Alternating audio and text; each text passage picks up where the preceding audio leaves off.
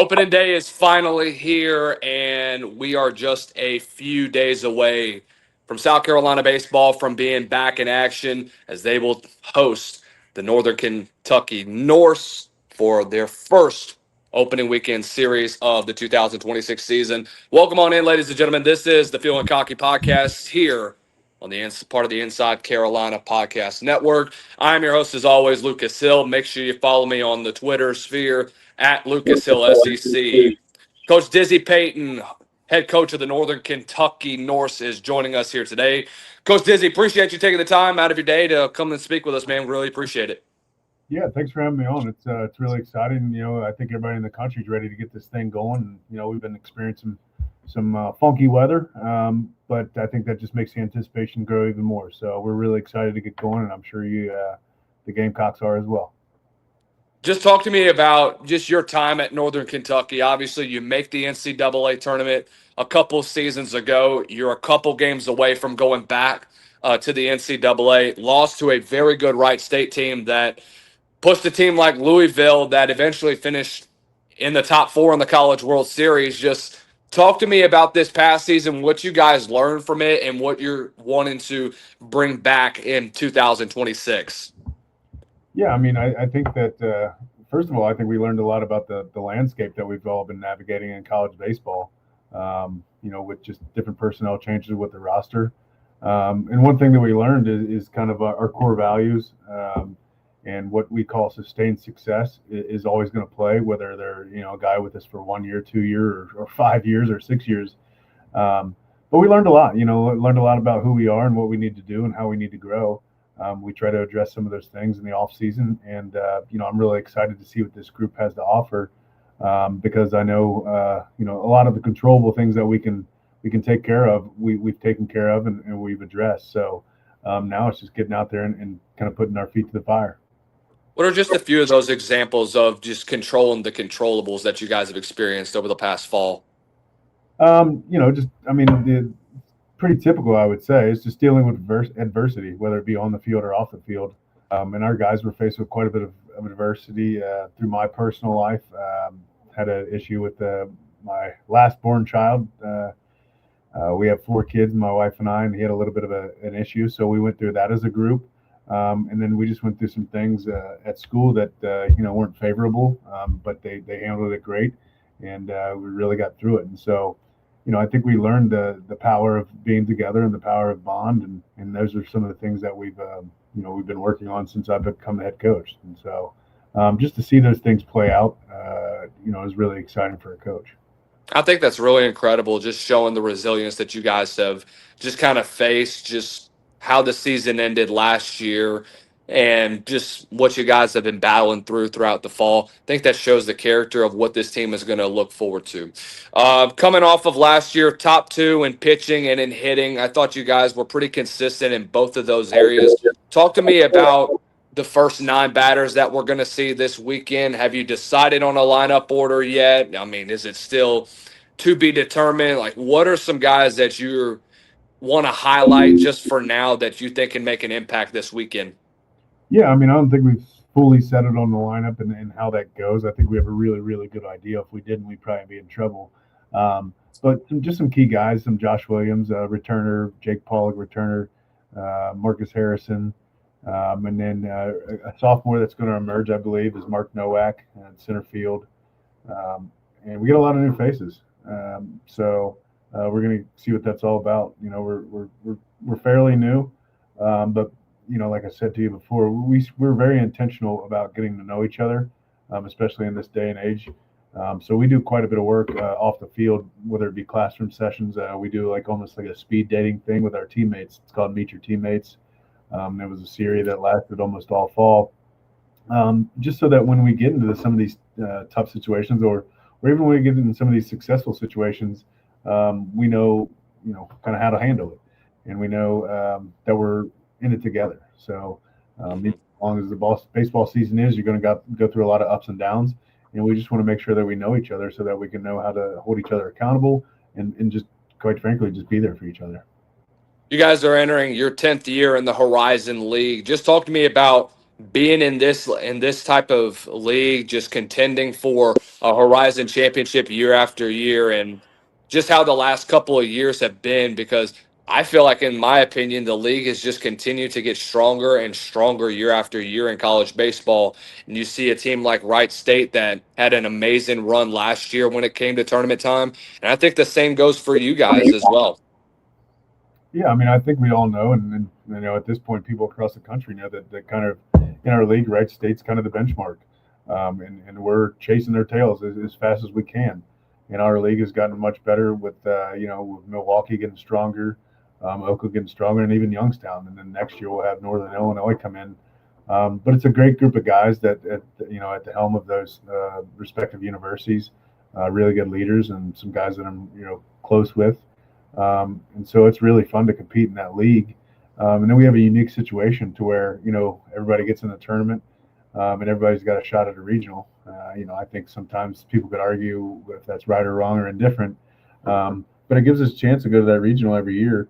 And like I said, a lot of times Wright State's going to be that benchmark. I'm pretty sure they're going to be picked to win the league this year, and that's fine. And so the way that we approach everything is we're playing ourselves. So it doesn't matter if we're playing Wright State or the Gamecocks or Florida State or whoever it might be.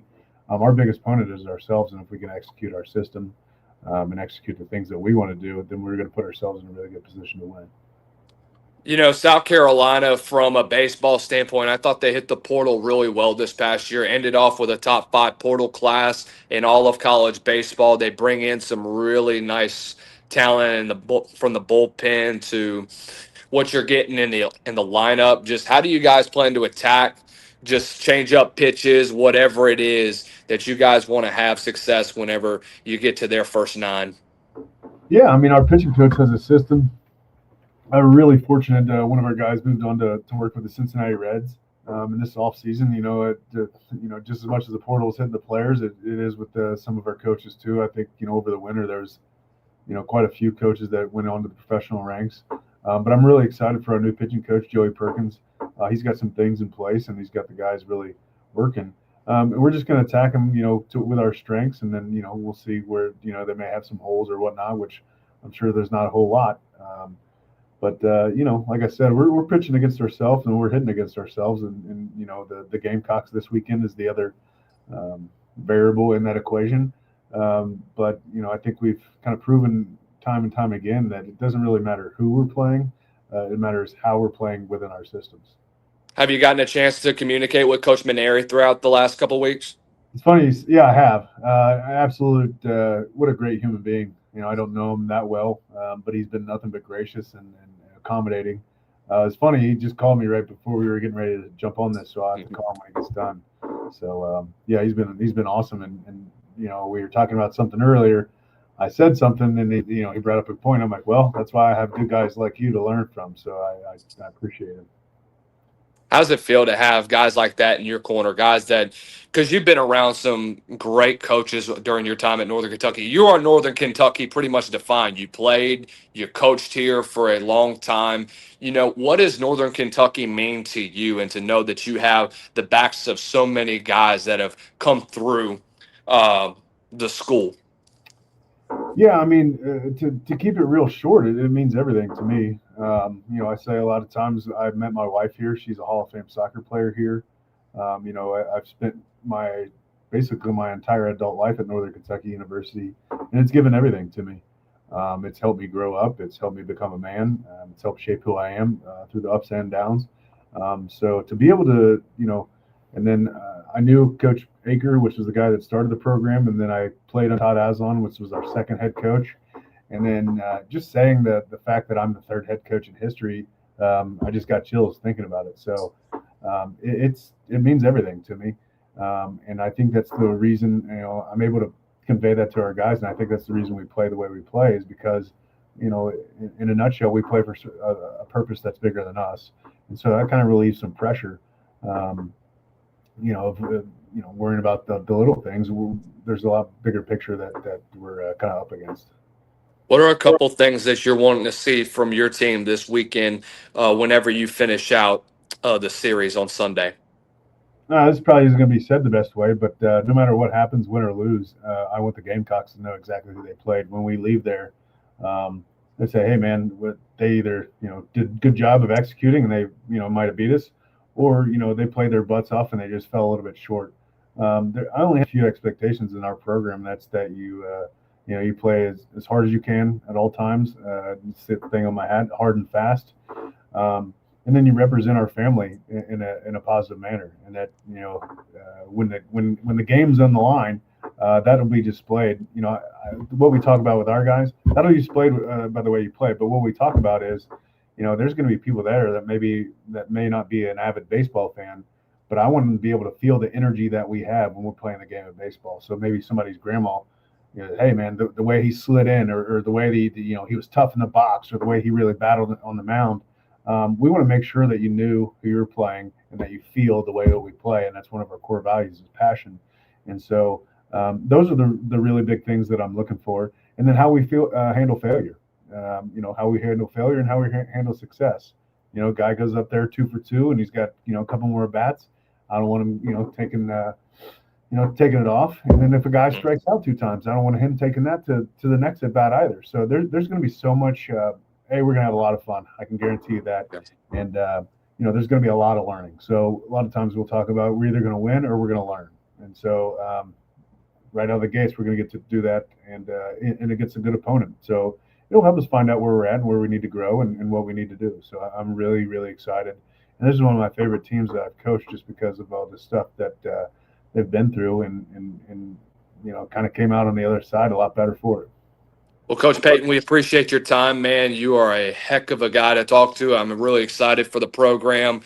Look, a lot to expect from the Horizion League as a whole, and man, I'm nothing more that I can really say, but man, rooting for you guys down the stretch. We look forward to seeing you this weekend, and let's have a great rest of the week, and we'll see you guys on Thursday. Yeah, Lucas, thank you so much. And if you guys need anything from me, please let me know. Guys, thank you so much for hopping on into Feelin Cocky, part of the Inside Carolina Podcast Network. Make sure you all do us a favor, like, share, subscribe down below. Turn on the bell notifications so that you don't miss another video, short, or live show that we produce. And until next time, ladies and gentlemen, y'all have a great rest of the week. We'll see you then.